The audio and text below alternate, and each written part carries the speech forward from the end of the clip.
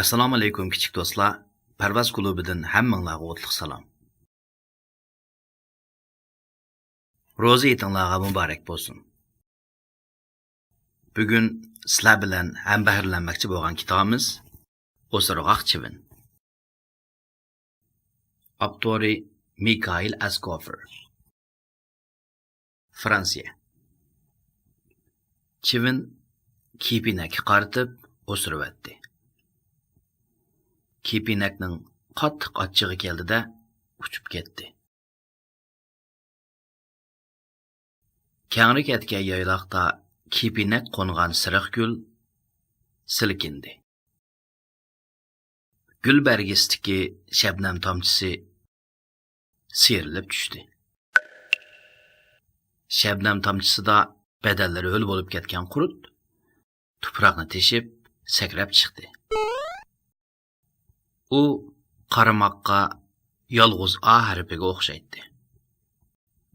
Paqa daryo to'smasidan sakrganicha qurutga itildi. Pochtalyon cho'chib ketib, velosipedidan yiqilib, azgalga tushib ketdi.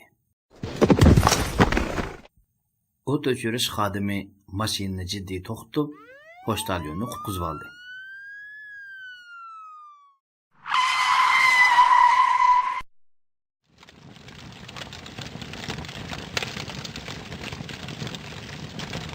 Uninggacha o'rmonliqdagi o't ulg'ayib ketdi. Quyuq istitak tog' cho'qqisiga o'rlamoqda edi. Shamol istitaklarni tig'ma egizga uchirdi. Aeroplan yo'lni ko'rolmay pastga tushib ketdi va binoga so'qildi. Kishilar urush portlabdi deb o'ylab qilib, o'zaro etishishga boshladi. Zambirak ovozi atrofni qopladi. Hatto tanklar kelyotdi mana. Yer shari o'q zambiraklar yomg'irining ostida qoldi. Bu ishlarning sababi zodi nima? Chivinning o'zirib qo'yish tufayldimi? Agar siz chivinning kepinakka qartib o'sirg'ini ko'rib qolsangiz, uningga nasihat qiling. Hargiz unda qiliqni qilmasin. Bütün dünya sizden xursand bo'ldi.